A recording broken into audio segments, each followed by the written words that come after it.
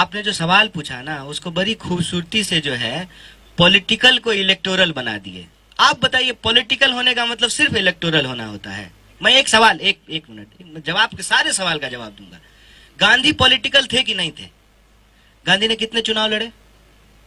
तो क्या उसका मतलब पॉलिटिकल नहीं है? मैं यही कह रहा हूं कि पॉलिटिक्स का एक एस्पेक्ट है इलेक्शन, एक एस्पेक्ट है। पॉलिटिक्स को अगर आप ओवरऑल देखेंगे तो उसमें और भी दूसरी चीजें हैं। अगर सिर्फ हम इलेक्शन पे ही सारी डिस्कोर्स को अगर रिड्यूस कर देंगे तो डेमोक्रेसी अपने आप में जो है ना प्रोसीजरल बन करके रह जाएगी। और डेमोक्रेसी जो है सिर्फ प्रोसीजरल नहीं होता है, पार्टिसिपेटरी होता है। और पार्टिसिपेटरी जब होता है डेमोक्रेसी तो उसमें वो सब लोग भी इंपॉर्टेंट है ना जिनकी इलेक्टोरल विक्ट्री नहीं होती है, उनकी भी आवाज इंपॉर्टेंट है जिनके पास कोई मेजोरिटी नहीं है। ये हमको समझना पड़ेगा। हमने कभी नहीं कहा कि ये यात्रा पॉलिटिकल नहीं है। भारतीय राष्ट्रीय कांग्रेस इस देश की सबसे बड़ी विपक्षी पार्टी है और इस देश की सबसे बड़ी विपक्षी पार्टी होने के चलते हमारी सबसे बड़ी जिम्मेवारी है। इसीलिए कोई हमारे साथ आए ना आए, हम सड़कों पर हैं। ये हमारा सबसे बड़ा मास कनेक्टिंग प्रोग्राम है।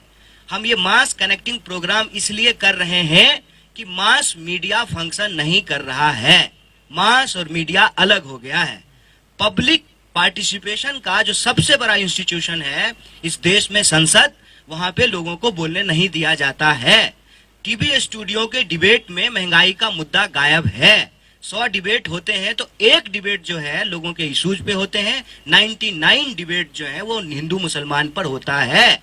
ये सिचुएशन को एसेस करने के बाद it is the basic understanding कि आपको बुनियादी तरीकों पर लौटना पड़ता है। और बुनियादी तरीका यह है कि अंग्रेज के जमाने में भी जब कुछ समझ में नहीं आता था ना तो लोग यात्रा पे निकलते थे। लोग की समस्याओं को आप नजदीक से समझ पाते हैं और लोग आपको नजदीक से समझ पाते हैं। सरकार आपके द्वार आए ना आए, विपक्ष आपके द्वार जरूर आ गई है।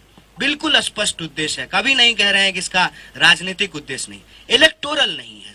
सिर्फ ये बात को हमको मिक्स नहीं करना चाहिए। और राजनीतिक भी है। इसके साथ साथ एक बात और मैं कह देता हूं, भारतीय राष्ट्रीय कांग्रेस एक पार्टी है और इसका एक राजनीतिक उद्देश्य है। इसके साथ साथ इसका उद्देश्य सामाजिक है, इसका उद्देश्य जो है आर्थिक है, इसका उद्देश्य सांस्कृतिक है।